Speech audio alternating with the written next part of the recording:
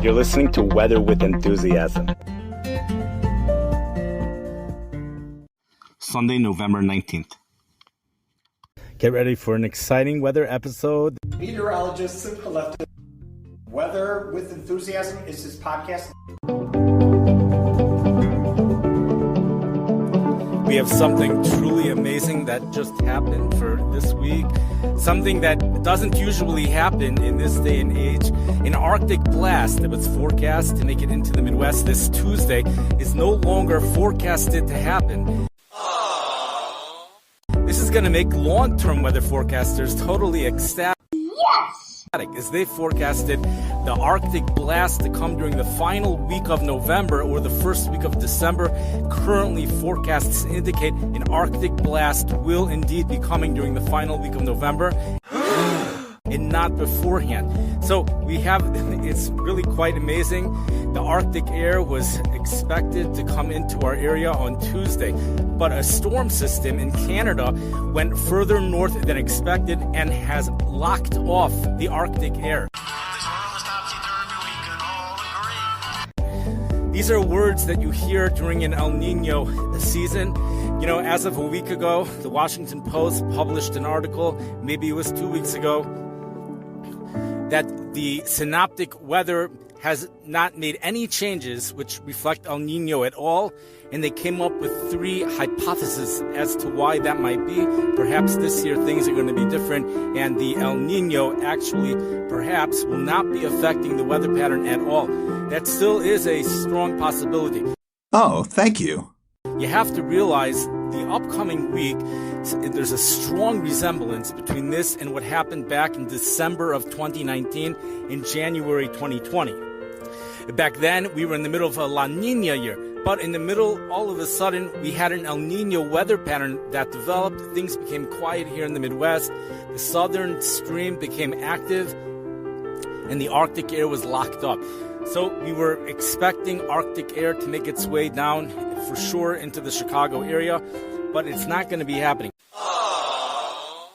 Now realize, even without Arctic air, Chicago, we're still dealing with an average high today, normal high of 47 degrees. So those normal highs drop about a degree every few days.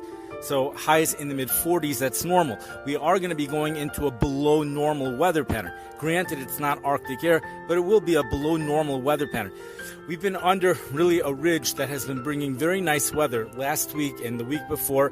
It's been on and off, but starting Tuesday, the National Weather Service tells us winds are going to become from the northwest and just stay that way for the rest of the week. Will be under a northwest flow. Those are the exact words used. A northwest flow from Tuesday through the end of the week. So that's going to be bringing in cooler temperatures, not Arctic cold, but cooler temperatures.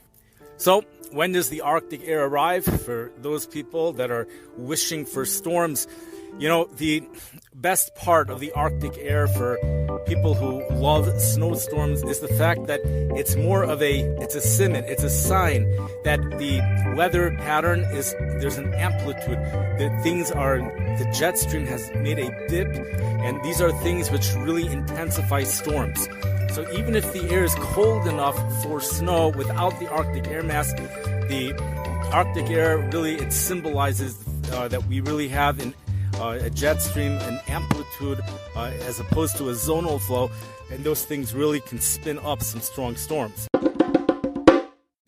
Well, although we don't have the Arctic air mass and we are going to be going into a more zonal flow,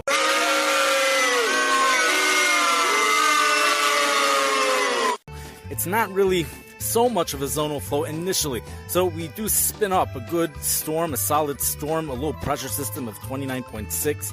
Over in the southern to central plains. It moves into just about southern Michigan during the day, probably Tuesday morning, and then moves across Lake Superior after that. Areas to the southeast of this storm system has a severe weather risk. I don't know much more than that.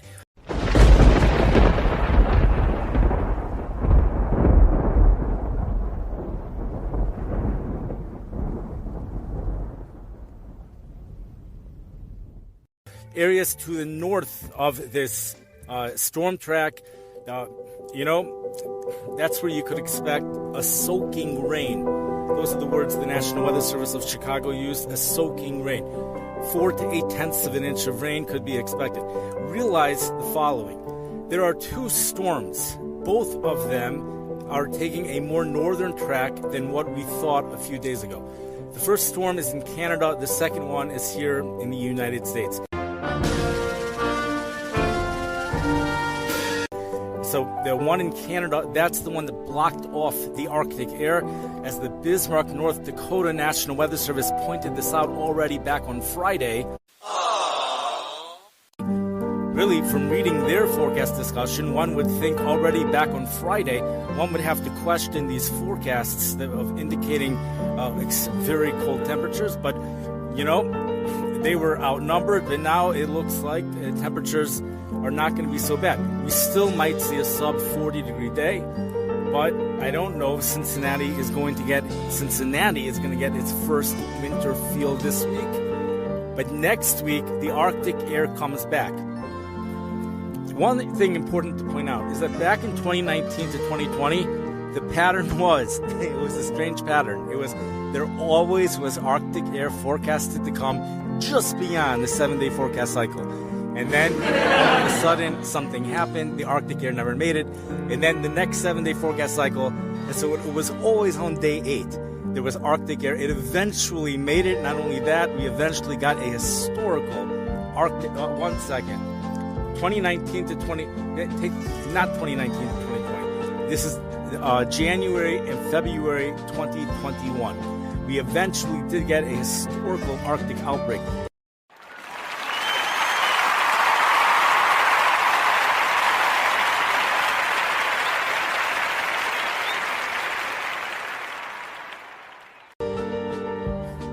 So here we go again.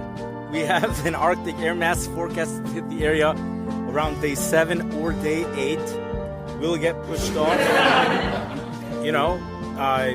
It could be. There could be a delay. Things could get delayed. That's possible. And, there's a lot of uncertainties, much more than normal, revolving around a system that is forecasted to develop this weekend on Friday over in the southern or central plains, as systems usually do, although some national weather services are referring to it as a Colorado low. Windy.com advertises the European computer model. It does not reflect a Colorado low. You see the Colorado low making a clear dip towards, deep into Texas, and then it moves northeast, but it's being referred to as a Colorado low by the experts. So we'll call it a Colorado low, but it could be that it's questionable. This Colorado low moves across the Midwest as the Kansas City National Weather Service has pointed out, with a positive tilt as of now. Now, usually a positive tilt means the storm isn't really going to intensify too much.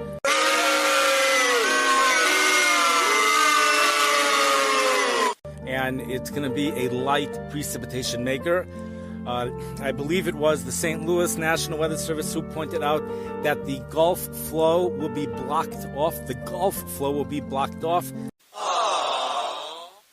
from the first storm. The first storm could be referring to either the Tuesday storm system, the 29.6 that moves across the country. That will have a front, but it could also be referring to this little front that moves across Chicago on Thursday evening.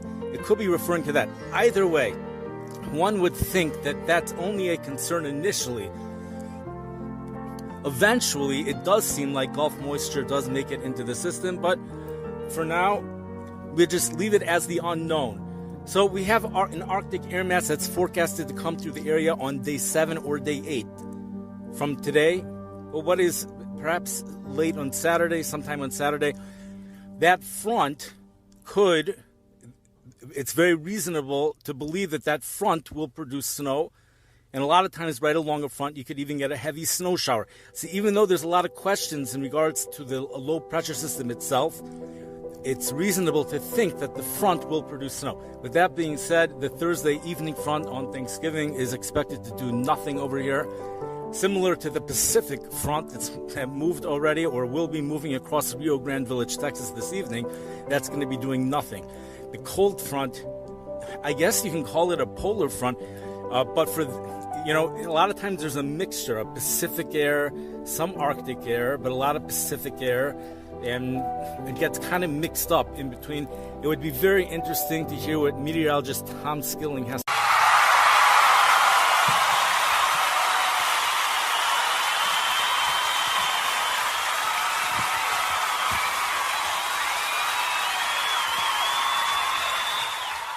to say about this. That's, they took him out of the Chicago Tribune. He's not in the Chicago Tribune. Maybe he took himself or whatever it is. And it definitely would be very interesting to hear what he has to say about this. But what exactly is the air mass behind? What exactly changed? Well, we know it's the low pressure system in Canada. That's really what changed. So we have the storm system. Now, the New York National Weather Service has pointed out a secondary area of low pressure will likely form off the mid-Atlantic coast, and the East Coast will be affected by that. They also pointed out, and this is where we get complex, as the Buffalo, I don't know why I always have to quote a National Weather Service, but the Buffalo National Weather Service has pointed out, they're calling this a complex low pressure system. And I think the New York National Weather Service has explained it well as to what makes this complex, at least one aspect of this. That's because there's a piece of energy in the southwest portions of the United States that might or might not get ejected into the storm system. Nobody knows. So if it gets ejected into the storm system, the effects are going to be different on New York than if it doesn't get ejected into the storm system. The storm system also, in theory, could affect the air mass that comes behind it. It could. If it's very strong storms are known to pull Arctic air all the way down. The thing over here is that the Arctic air is getting pulled into a strong storm in Canada, and it's not going further south than that. The north flow that we're getting over here, it's coming from the north, but it's not going to be coming from the Arctic. That's the latest forecast right now for Tuesday. Again, Chicago, it's cold either way. Next week, it does look to be an Arctic air mass, and meteorologists have referred to it. The Kansas City National Weather Service has referred to it as the Arctic air has been delayed, that it will be coming this weekend. For them, it might be on Friday already. For people who like milder conditions, they really lucked out. This week. That conditions will be warmer than what could have happened, significantly warmer. So that's good. In many areas, it's actually going to be warm. Texas is going to go through 2 warm periods. One of them is before the front moves through on Tuesday. And the second one is before the weekend front moves through. During the warm periods, you could expect temperatures to be in the 60s and even low 70s. For places like Rio Grande Village, for places like Midland, Texas, Rio Grande Village is in a whole new ballgame. It's in the mid-80s over there. Holy cow! They're doing what they love to do, and right now they're actually being the hottest city in the U.S. So temperatures are many times 15 degrees warmer in Rio Grande Village than any other area, despite the fact it does have an elevation above sea level. It's very phenomenal what goes on there, and there are months during the year. It's a serious competition between Rio Grande Village and Death Valley, California. Sometimes even in the summer, there is that competition. Quite amazing. We don't tend to deal with the Pacific Northwest, even though how could you not deal with the Pacific Northwest? That's where all the excitement is. The most powerful storms seem to develop around the Gulf of Alaska, or at least the North Pacific. And by the way, blizzards that, like you wouldn't believe, have been hitting Anchorage, and just the snow has been piling up. They're about to break a record, if they haven't already, for the snowiest November on record. Oh my gosh. And listening to a forecast almost sounds like a made-up forecast, just the continuous heavy snow.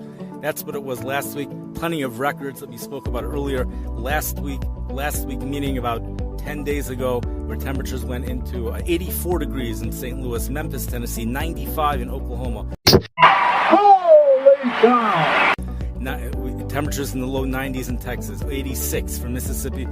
Temperatures like that. All of this is spoken about in the Washinton Post. The Washinton Post they write phenomenal articles on the weather.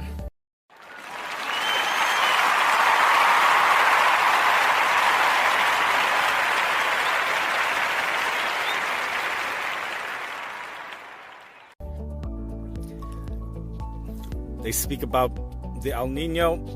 The last time they spoke about the El Nino, the hypothesis was that this is a unique El Nino because there are other variables at play that have never been at play ever before. And therefore, that might be the reason why the El Nino is not getting going. I would suggest perhaps that is a reason. Perhaps that is a reason why the European computer model maybe is not handling these systems as well as usual, because we have a unique scenario taking place. So usually we would know 5 days in advance if the cold front on Tuesday would have Arctic air. It's not always. There are some times we don't, but usually we do. In this case, we had to wait. Well, first of all, what if there is Arctic air? But it doesn't seem like there's going to be. Perhaps it's due to that. I do want to point out one more thing. Google came out with an artificial intelligence weather forecaster. I don't even think it's being called a computer model.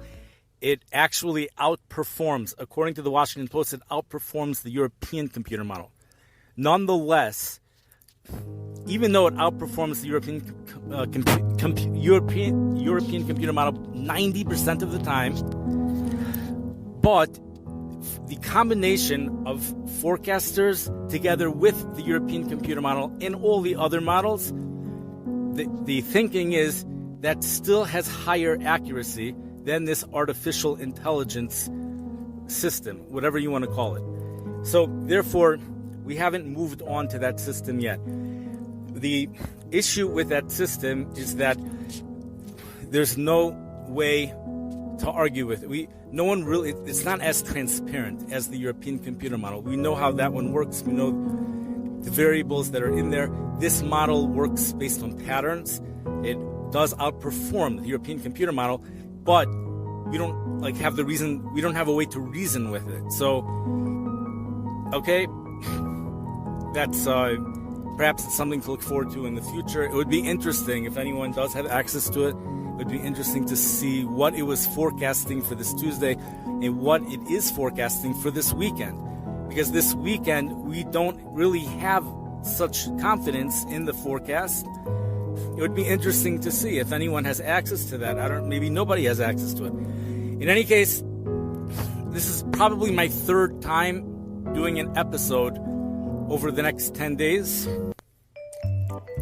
And they're all similar. There's also the Australian heat wave that was covered in one of them. And we also said more exact temperatures from the Washington Post. We mentioned the names of the cities. And one of them, the cities that actually broke records about 10, 11 days ago.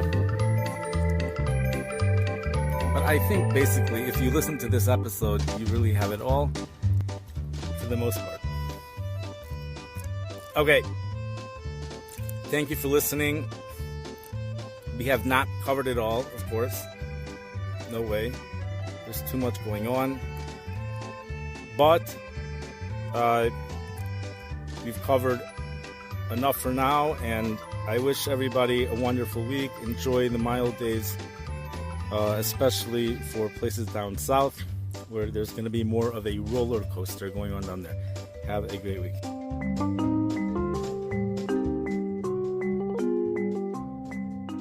You've been listening to Weather with Enthusiasm.